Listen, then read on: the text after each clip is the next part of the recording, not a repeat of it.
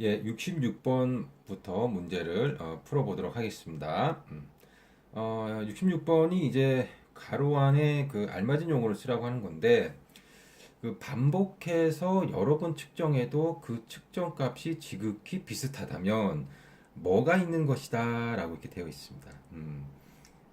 요거는 이제 그 신뢰도라고 보시면 됩니다. 신뢰도. 자, 일단은 요거 보시면 이제 신뢰도라고 하는 것은 뭐 동일한 개념을 반복 측정했을 때 일관성 있는 결과를 얻는 거다라고 했는데 지금 우리가 여기 보시면 이제 관역이 보이시죠? 그래서 요거 같은 경우는 지금 어쨌든 가운데 정확하게 맞춰야지만 좋은 거지만 어쨌든 간에 가운데는 아니지만 한 곳에 집중적으로 맞춘 거잖아요. 그죠? 요런 건 신뢰도가 있는 겁니다. 예. 왜냐면 일관성 있는 결과를 가져오는 거니까요. 그런데 만약에 우리가 이제 관역이 있다라고 했을 때 하나는 여기 오고 하나는 여기 오고 하나는 또 여기 오고 하나는 여기 오고 뭐 여기 왔다가 여기 왔다. 이건 신뢰도가 없는 거죠. 어떨 때는 이랬다가 어떨 때는 요랬다가. 하지만 비록 가운데 관역을 맞추지는 않았지만 한 군데에 계속해서 우리가 맞는다면 그거는 신뢰도가 있다라고 보시면 되겠습니다. 그 다음에 타당도라고 하는 것은요, 측정하고자 하는 개념이나 속성을 정확히 측정했느냐. 요게 이제 타당도라고 보시면 되겠습니다. 방금 전에 설명한 요거는 타당도는 없는 거죠. 예, 신뢰도는 있겠지만, 요런 거 같은 경우는 신뢰도도 있고 타당도도 있는 거죠. 가운데 그러니까 원래 우리가 가운데 맞아야 되니까 가운데에서 다 이렇게 맞았잖아요. 예, 그래서 요거는 이제 타당도가 있다라고 보실 수가 있겠습니다.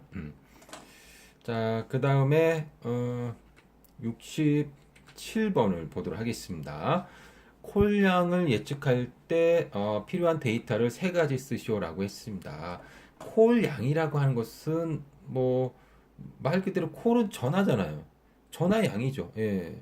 전화가 이제 우리가 이제 콜센터를 갖다가 이제 열면 전화가 오겠죠. 그럼 이제 전화가 오게 되면 전화를 받아야죠. 전화를 받았으면 그것을 갖다 잘 처리해야죠.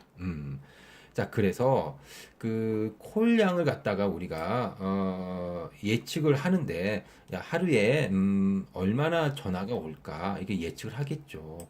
그러면 뭐 콜량을 예측하는데 뭐 그래 하루에 글쎄 하루에 한 10,000통이 오지 않을까 뭐 이렇게 예측을 했다고 칩시다.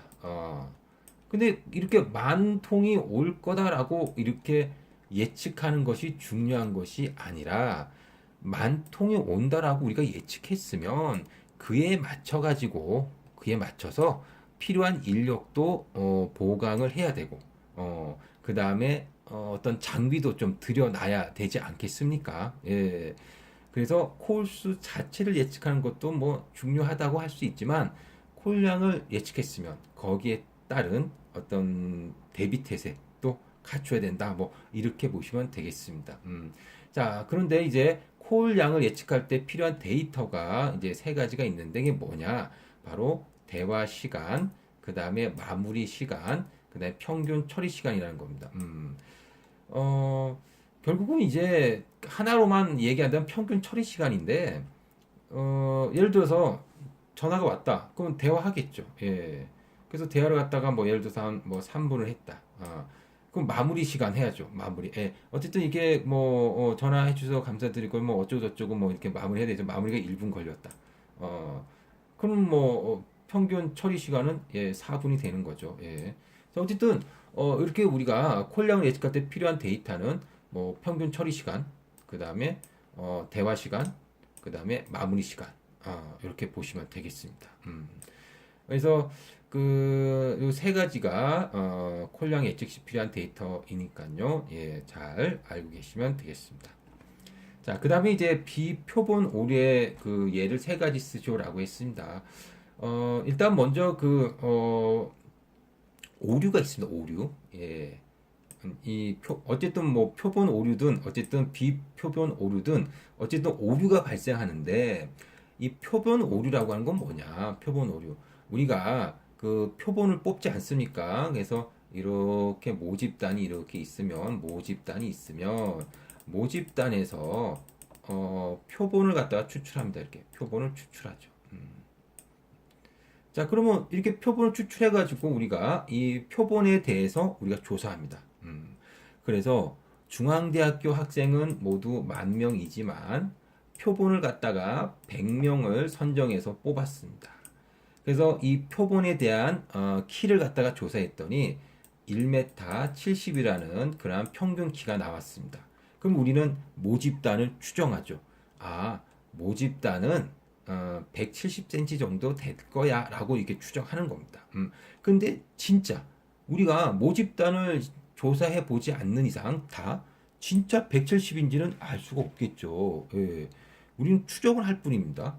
자, 그런데 정말 우리가 모집단을 다 조사해 해가지고 진짜 우리가 조사했다고 쳤는데 그런데 만약에 평균 키가 만약에 171이었다라고 한다면 표본으로 뽑은 것과 그 다음에 원래 진짜 모집단의 어떤 그 차이가 발생하지 않겠습니까? 예, 이런 게 이제 표본 오류라고 볼 수가 있습니다.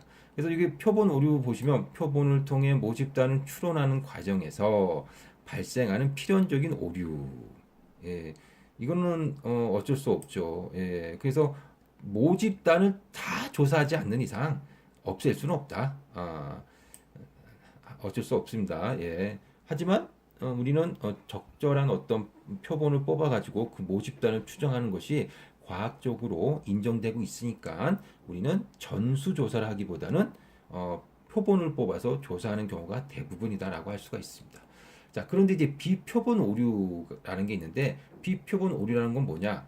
표본 오류를 제외한 모든 오류라고 하는 겁니다. 이때는 전수조사에서 전수조사를 해도 없앨 수 없다라고 하는 건데 거기에 비표본 오류의 예가 있다라는 겁니다.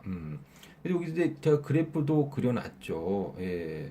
그래서 그 관찰 오류가 있고 뭐 비관찰 오류가 있는데 조사 현장에서의 오류, 그 다음에 자료 기록 및 처리 오류, 그 자료를 갖다가 기껏 잘 그 수집해 놓고 이거 갖다가 뭐 컴퓨터로 옮기는 과정에서 뭐 잘못 입력하거나 그러면 오류가 발생하겠죠. 그 다음에 또 뭐 이거 갖다가 이제 포함하지 않고 그냥 뭐 그냥 원래는 이제 입력을 해야 되는데 이거 갖다가 깜빡 잊고 뭐 포함을 안 한다거나 막 그 다음에 뭐 전수 그러니까 표본을 갖다가 조사를 했지만 이 사람이 이제 대답을 안 하거나 뭐 이럴 수도 있잖아요. 그러면 이제 무응답 오류가 발생하겠죠. 자, 뭐 이런 것도 있고 여기 써 있는 것도 있는데요. 이제 척도 구성이 잘못된 경우, 우리 척도 지금 앞 문제에서 배웠죠. 예, 우리 척도의 대표적인 게 리커트 척도잖아요, 그죠? 뭐 예를 들어서 매우 동의하다, 동의한다, 뭐 보통이다, 혹은 뭐 불만이다, 매우 불만이다, 뭐 이런 식으로 우리가 이제 척도 구성을 하는데 이 척도 구성이 잘못되면 어떤 오류가 발생할 수 있겠죠. 근데 선택 문항이 중복되는 경우입니다. 그래서 선택 문항이 중복되면 앞에 있던 게 또 나왔네. 이거 뭐야? 하면서 그냥 응답자가 아무렇게나 막 체크할 수도 있다 이런 얘기입니다. 응답 그러니까 선택 문항이 중복되어 나타냈을 경우는 그렇다. 그럴 수 있다라는 거죠. 그러면 이제 오류가 발생하겠죠. 근데 답변하기 어려운 질문인 경우는 몰라, 골치 아파, 그냥 아무거나 해, 뭐 이런 식으로 될 수 있다는 거죠. 그 다음에 참여를 거부한 경우, 질문과 무관한 응답을 하거나 무응답한 경우, 너무 관대한 평가를 한 경우, 예, 이런 경우도 있을 수 있습니다. 좀 더 잘 생각해서 심사숙고해야 되는데, 뭐 그럴 수도 있지 뭐 하면서 그냥 뭐 대충 하는 경우도 있습니다. 예, 뭐 등등등 뭐 여러 가지가 있으니까 우리가 여기에서 뭐 세 가지만 쓰라고 했으니까 이렇게 세 가지를 여기서 이제 쓰시면 되겠습니다. 이게 바로 비표본 오류의 사례라고 볼 수가 있겠습니다. 그 다음에 이제 69번을 보도록 하겠습니다.